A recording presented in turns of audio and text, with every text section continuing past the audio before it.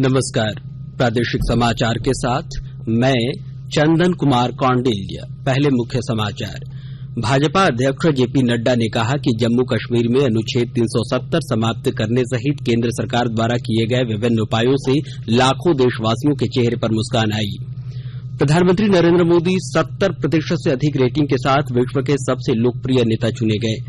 उपराष्ट्रपति एम वेंकैया नायडू ने कोविड महामारी के दौरान भी सकारात्मक आर्थिक वृद्धि के लिए देश के कृषि क्षेत्र की सराहना की और लोक आस्था और विश्वास का महापर्व छठ कल से नहाय खाए के साथ शुरू हो रहा है। और अब समाचार से पहले एक जरूरी संदेश। देश ने कोविड टीकाकरण अभियान के अंतर्गत 100 करोड़ टीका लगाने का लक्ष्य हासिल कर इतिहास रच दिया है। इस महत्वपूर्ण कार्य में योगदान करने वाले चिकित्सकों, नर्सों और अन्य स्वास्थ्य कर्मियों का आकाशवाणी अभिनंदन करता है। इसके साथ ही हम आपको सतर्क भी करना चाहते हैं कि कोविड अभी समाप्त नहीं हुआ है। आप सभी से हमारी अपील है कि यथाशीघ्र दोनों टीके लगवाएं और अन्य लोगों को भी टीके लगवाने के लिए प्रेरित करें। त्योहारों के समय कृपया 3 आसान उपायों का पालन अवश्य करें। मास्क पहने, 2 गज की सुरक्षित दूरी बनाए रखें, हाथ और चेहरा साफ रखें। कोविड से संबंधित कोई भी जानकारी और मार्गदर्शन के लिए आप राष्ट्रीय हेल्पलाइन नंबर 011-2397-8046 और 1075 पर संपर्क करें। इसके अलावा राज्य हेल्पलाइन नंबर 104 डायल कर समस्या का त्वरित समाधान लिया जा सकता है। महिला और बाल विकास मंत्रालय की चाइल्ड हेल्पलाइन है 1098। वरिष्ठ नागरिकों के लिए हेल्पलाइन 14567। मनोवैज्ञानिक सहायता के लिए निमहांस का नंबर है 0846110007। आयुष कोविड परामर्श हेल्पलाइन नंबर है 14443 और MyGov WhatsApp help desk number 9013151515 पर व्हाट्सएप मैसेज भेजकर टीके का प्रमाण पत्र यथाशीघ्र डाउनलोड किया जा सकता है। और अब समाचार विस्तार से। भारतीय जनता पार्टी की राष्ट्रीय कार्यकारिणी की बैठक में भाजपा अध्यक्ष जगत प्रकाश नड्डा ने कहा कि जम्मू कश्मीर में अनुच्छेद 370 समाप्त करने सहित केंद्र सरकार द्वारा किए गए विभिन्न उपायों से लाखों देशवासियों के चेहरे पर मुस्कान आई है। उन्होंने कहा कि हाल के चुनावों में पार्टी के वोटों में वृद्धि हुई है। केंद्रीय मंत्री धर्मेंद्र प्रधान ने संवाददाताओं को बताया कि श्री नड्डा ने 100 करोड़ कोविड रोधी टीके लगाने का लक्ष्य हासिल करने के लिए प्रधानमंत्री नरेंद्र मोदी को बधाई दी है। श्री प्रधान ने कहा कि विश्व के बड़े देश कोविड संकट के दौरान श्री मोदी के नेतृत्व की प्रभावी भूमिका की सराहना कर रहे हैं। इसके लिए टास्क फोर्स बनाते हैं, स्वयं उस लैबोरेटरीज को पहुंचते हैं, वैज्ञानिकों की हौसला बढ़ाते हैं, प्रोत्साहित करते हैं। उसकी सुखद परिणाम आज देश 100 करोड़ से ज्यादा वैक्सीनेशन पूरा कर चुका है। WHO जैसे संगठन भारत बायोटेक द्वारा निर्मित कोवैक्सीन को मान्यता दे चुका है। ये सब भारतीय लोगों की कोरोना से लड़ने की सामूहिक प्रयास है, प्रचेष्टा है, डिटर्मिनेशन है। श्री प्रधान ने कहा कि भाजपा अध्यक्ष ने राष्ट्रीय कार्यकारिणी की बैठक में 1984 दंगों के मामले में कार्रवाई करने और गुरुद्वारों में लंगर को GST के दायरे से बाहर रखने जैसे सरकार के उपायों का उल्लेख किया। श्री प्रधान ने बताया कि पार्टी के वयोवृद्ध नेता लालकृष्ण आडवाणी और मुरली मनोहर जोशी वर्चुअली बैठक में हिस्सा ले रहे हैं। इस बीच पत्रकारों को संबोधित करते हुए वित्त मंत्री निर्मला सीतारमण ने कहा कि राष्ट्रीय कार्यकारिणी की बैठक में हाल ही में आयोजित COP26 भारत की विदेश नीति, कोविड टीकाकरण, लॉकडाउन के दौरान जनता के लिए उठाए गए कदम और किसानों के कल्याण जैसे मुद्दों पर चर्चा हुई। पूरे दुनिया में सराहनीय काम जो वैक्सीनेशन का हुआ है, उसको बात करते हुए हम ये भी याद रख रहे हैं कि हमारी ही देश में विपक्ष ने शुरुआत से ही प्रश्न चिन्ह उठाया। आज पूरे दुनिया में सबसे ज्यादा वैक्सीनेशन दिला करके साइंटिफिक और मेथोडिकल तरीके से वो बात को विस्तार से राजनीतिक प्रस्ताव में डिस्कस हुआ।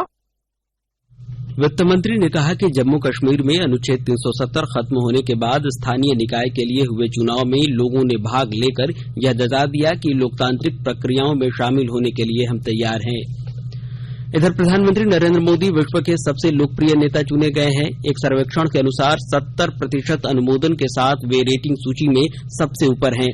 श्री मोदी को पूरे विश्व के वयस्क लोगों से अधिकतम अनुमोदन मिला है। वहीं मॉर्निंग कंसल्टेंट पॉलिटिकल इंटेलिजेंस के वर्ष 2019 से पूरे विश्व के आंकड़े एकत्र करने की शुरुआत से ही प्रधानमंत्री मोदी को 60% से अधिक अनुमोदन मिला है। मैक्सिको के राष्ट्रपति आंद्रे मैनुअल लोपेज ओब्राडोर 66% के साथ दूसरे स्थान पर हैं। इसके बाद 58% अनुमोदन के साथ इटली के प्रधानमंत्री मारियो द्राघी, 54% के साथ जर्मनी की चांसलर एंगेला मर्केल और 47% के साथ ऑस्ट्रेलिया के प्रधानमंत्री स्कॉट मॉरिसन का 5वां स्थान है। अमेरिका के राष्ट्रपति जो बाइडेन 44% के साथ 6ठे स्थान पर हैं। केंद्र सरकार ने कहा है कि अब तक कुल 22 राज्यों और केंद्र शासित प्रदेशों ने उपभोक्ताओं को राहत देने के लिए पेट्रोल और डीजल पर वैट में कटौती की है। पेट्रोल और डीजल पर केंद्रीय उत्पाद शुल्क घटाने के बाद केंद्र ने राज्यों और केंद्र शासित प्रदेशों से वैट में कमी करने को कहा था। केंद्र सरकार ने पेट्रोल पर उत्पाद शुल्क में 5 रुपए प्रति लीटर और डीजल पर 10 रुपए प्रति लीटर की कमी की है। पेट्रोलियम और प्राकृतिक गैस मंत्रालय ने बताया है कि पेट्रोल की कीमतों में सबसे अधिक 13 रुपए 43 पैसे की कमी केंद्र शासित प्रदेश लद्दाख में हुई है। इसके बाद कर्नाटक और पुद्दुचेरी का स्थान है। अब तक महाराष्ट्र, दिल्ली, पश्चिम बंगाल, तमिलनाडु, तेलंगाना, आंध्र प्रदेश, केरल, मेघालय, अंडमान निकोबार द्वीप समूह, झारखंड, ओडिशा, छत्तीसगढ़, पंजाब और राजस्थान ने पेट्रोल और डीजल में वैट पर कोई कमी नहीं की है। इधर राष्ट्रीय कोविड टीकाकरण अभियान के तहत अब तक 1 अरब 8 करोड़ 21 लाख से अधिक कोविड टीके लगाए जा चुके हैं। कल 28 लाख 40 हजार से अधिक टीके लगाए गए। इस बीच कल लगभग 11,000 लोग संक्रमित हुए, जबकि 12,000 से अधिक स्वस्थ हुए हैं। कल 526 मरीजों की मौत हुई। स्वास्थ्य मंत्रालय के अनुसार देश में स्वस्थ होने की दर 98.24% है, जो पिछले वर्ष मार्च के बाद सबसे अधिक है। उपराष्ट्रपति एम वेंकैया नायडू ने कहा है कि कोविड महामारी के बावजूद किसानों के सराहनीय योगदान से देश में कृषि क्षेत्र में सकारात्मक विकास हुआ है। उपराष्ट्रपति आज पूर्वी चंपारण जिले के पिपरा कोठी में पंडित दीनदयाल उपाध्याय बागवानी और वानिकी महाविद्यालय के परिसर में डॉक्टर राजेंद्र प्रसाद केंद्रीय कृषि विश्वविद्यालय के दूसरे दीक्षांत समारोह का उद्घाटन कर रहे थे। श्री नायडू ने विद्यार्थियों को संबोधित भी किया। उपराष्ट्रपति ने कहा कि भारतीय कृषि को सतत और लाभदायक बनाने की पूरी कोशिश होनी चाहिए। उन्होंने कहा कि कृषि के तौर तरीकों में बदलाव लाकर कम क्षेत्र में भी ज्यादा उत्पादन प्राप्त किया जा सकता है। इसके लिए उन्होंने कहा कि पारंपरिक विद्या और आधुनिक प्रौद्योगिकी में सामंजस्य लाने की जरूरत है। आकाशवाणी का समाचार सेवा प्रभाग आज रात 9:30 बजे कोरोना जागरूकता श्रृंखला के तहत हिंदी और अंग्रेजी में लाइव फोन इन कार्यक्रम प्रसारित करेगा। इसे एफएम गोल्ड चैनल और अतिरिक्त मीटरों पर सुना जा सकता है। नई दिल्ली स्थित सफदरजंग अस्पताल के डॉक्टर अनूप कुमार इस चर्चा में भाग लेंगे। श्रोता हमारे विशेषज्ञ से टोल फ्री नंबर 1800115767 और टेलीफोन नंबर 01123314444 पर प्रश्न पूछ सकते हैं। और आकाशवाणी के ताजा तरीन समाचारों के लिए आप हमारी वेबसाइट newsonair.com पर लॉग इन कर सकते हैं। ताजा समाचार Twitter handle @AIR news alerts और Facebook page all India radio news पर भी उपलब्ध है। आप प्रादेशिक समाचार एकांश के Twitter handle @AIR news_ Ranchi और फेसबुक पेज, इंस्टाग्राम पेज और YouTube channel AIR news Ranchi पर भी हमारे बुलेटिन सुन सकते हैं। प्रादेशिक समाचार आप आकाशवाणी रांची से सुन रहे हैं। और अब पेश है कोरोना से बचाव के कुछ संदेश। चलो मिलकर एक शुरुआत करें, चलो एक फैसला आज करें, मास्क नहीं तो टोकेंगे, कोरोना को रोकेंगे, चलो एक वादा करते हैं, चलो एक वादा करते हैं, मास्क नहीं तो टोकेंगे, कोरोना को रोकेंगे। भारत सरकार द्वारा जनहित में जारी। कोविड-19 से बचाव और सुरक्षित रहने के 3 उपाय। मास्क लगाएं, 2 गज दूरी है जरूरी, सुरक्षित दूरी रखें, हाथ और मुंह साफ रखें।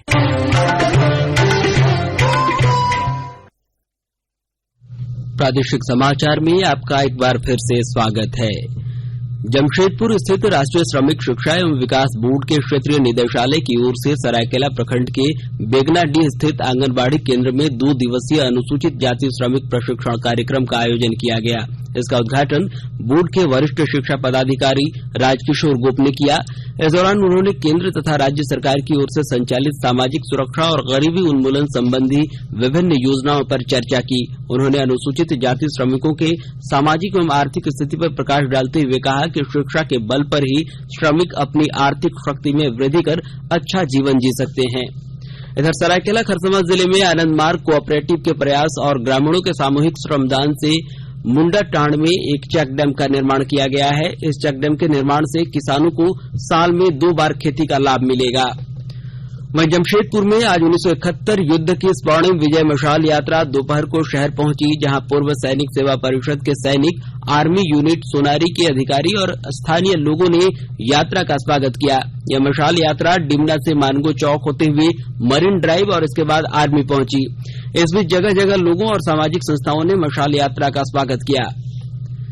देश के 75वें स्वाधीनता दिवस समारोह के उपलक्ष्य में आजादी का अमृत महोत्सव के अंतर्गत प्रादेशिक समाचार एकांश आकाशवाणी रांची द्वारा स्वाधीनता संग्राम और उसके गौरवशाली इतिहास पर 18 अगस्त से साप्ताहिक अमृत महोत्सव क्विज का शुभारंभ किया गया है। सेंट्रल कोलफील्ड्स लिमिटेड और mission blue foundation Amrit Mahotsav quiz में आकाशवाणी समाचार रांची के साथ सहयोगी के रूप में शामिल हैं। आजादी के 75 वर्षों का पर्व अमृत महोत्सव प्रत्येक बुधवार शाम 7 बजे प्रसारित होने वाले प्रादेशिक समाचार के दौरान पूछे गए प्रश्न का सही उत्तर देने वाले प्रथम 10 प्रतिभागियों में से लकी ड्रॉ द्वारा चुना हुआ एक प्रतिभागी इनाम का हकदार होगा। इसके लिए सुनते रहें आकाशवाणी रांची का प्रसारण।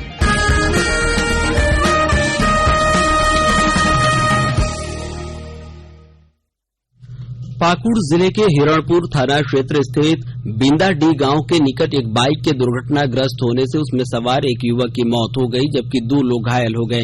स्थानीय पुलिस की ओर से मृतक के शव का पोस्टमार्टम कराकर परिजनों को सौंप दिया गया, जबकि घायलों के इलाज के लिए उन्हें सदर अस्पताल में भर्ती कराया गया है। गिरिडीह जिला मुख्यालय में आज सांसद चंद्र प्रकाश चौधरी और विधायक सुदिव्य कुमार सोनू ने 5 हाई मास्ट लाइट और नदी तक बने पीसीसी पथ का उद्घाटन संयुक्त रूप से किया। विधायक निधि से बनाए गए ये 5 हाई मास्ट लाइट झरिया गादी घाट, दीनदयाल छठ घाट, करबला रोड, मेट्रो छठ घाट, अर्गा घाट, शीतलपुर छठ घाट और सीओडी नया पुल में स्थापित किए गए हैं। इस दौरान गिरिडीह के विधायक सुदिव्य कुमार सोनू ने कहा कि छठ पूजा की तैयारी यहां अंतिम चरण में है, 2 दिन में सब पूरा हो जाएगा। काम का टास्क दिया था विभिन्न विभागों का, तो कितना पूरा हुआ बस मानना है कि लगभग 90% काम हो चुका है, 10% काम बचा है और 10% काम 2 दिनों के अंदर में हो जाएगा। निगम के माध्यम से हम लोगों ने इस घाट के बृहत्तर सौंदर्यीकरण से लेकर नागरिक सुविधाओं के एक प्रस्ताव भेज दिया और हमें पूरी उम्मीद है कि अगले साल छठ में इस घाट की व्यवस्था और सारा चीज बदले शुरू।